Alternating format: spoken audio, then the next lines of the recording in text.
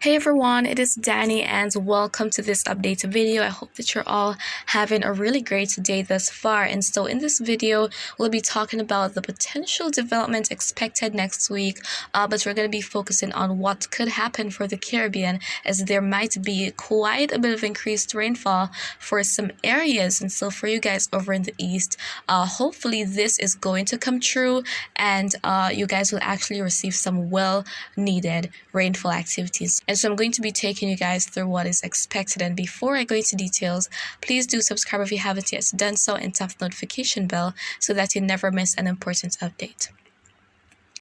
And as we take a look at what is happening across the Atlantic, we can see here that there isn't too much going on at the moment, especially for the Caribbean region. We're not seeing where a whole lot is happening, but that is likely to change as we progress into the next couple of days. We see some thunderstorm activity in portions of the Bahamas and Turks and Caicos Islands, and also within the vicinity of the southeastern U.S. And also as we head out into the tropical Atlantic, there we have some convective activity along the intertropical convergence zone.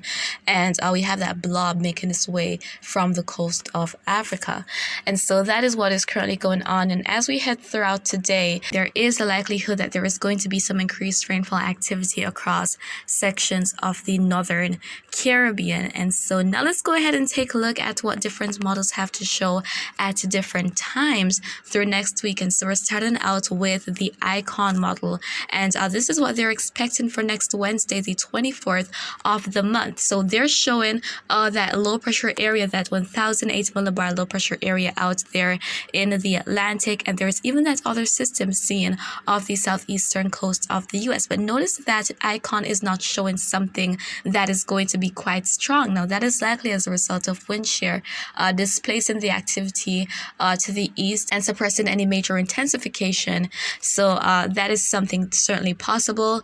And in terms of the Euro model, Euro is actually showing two low pressure systems by next Friday. We see one just off the southeastern coast of the US and one to the northwest of Bermuda there. And notice that the one further up north, that one is a little bit weaker, again likely as a result of the wind shear and also the fact that the sea surface temperatures, the ocean temperatures out there are not highly conducive to allow for any major intensification to take place.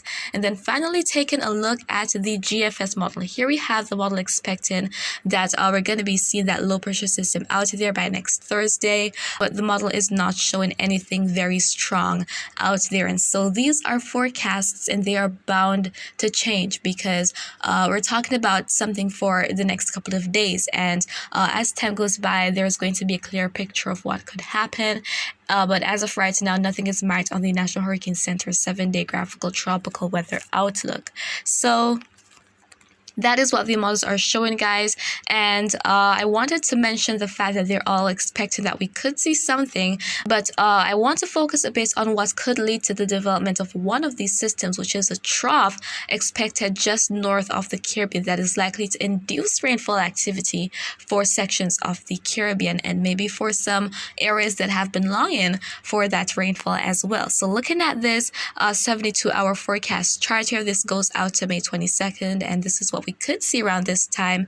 There we have those broken lines. Now that represents the trough, and troughs are low pressure areas, and of course they typically induce lots of shower and thunderstorm activity. And so also by that time the tropical wave is expected to be not very far out from the Caribbean region, but focusing on the trough here. And as I said, these usually bring along with them lots of rainfall activity, lots of thunderstorm activity, and that is exactly what models are expecting as we're going to be heading into the early part of next week, that we're going to be seeing quite an increase in activity across sections of the Caribbean. So let's take a look at what the Euro is expecting. And of course, as this map becomes more colorful, the higher the rainfall totals. So let's see what it is showing here. And as we head throughout this weekend, going to Saturday and to the start of the new week on Sunday, there we can see lots of rainfall activity expected within the vicinity of most of the Greater Antilles and also going over into the Turks and Caicos Islands and parts of the Bahamas as well. And all that activity is seen drifting over to the east. So you guys over there, as we head to near the middle part of next week, the early to mid part of the new week, maybe you guys can see an increase in rainfall as a result of all of this expected activity. And also, if that tropical wave arrives later, maybe sometime in the latter part of next week, and it is still intact in terms of the activity, the convective activity, that could also help to induce some rainfall for you guys. So there is some hope in terms of the rainfall activity for the near future. However, if you guys are over in the west, parts of the Cayman Islands, sections of western Cuba, go into the Central American countries, you guys might not be receiving much rainfall as we're going to be heading into the next week. I really wanted to point this out to you guys, the fact that we could definitely see that increased rainfall as a result of that trough, that we could eventually see become maybe a tropical or subtropical cyclone, but of course nothing significant is expected out there. Then of course for Northern South America, of course you guys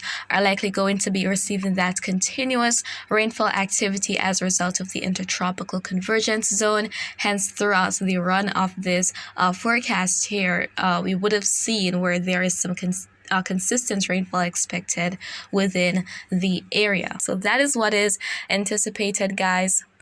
And of course, I'm going to be going more into depth with this as time progresses. So if you have any questions, feel free to leave them in the comments, and you can also share your thoughts there. And remember to always be weatherwise.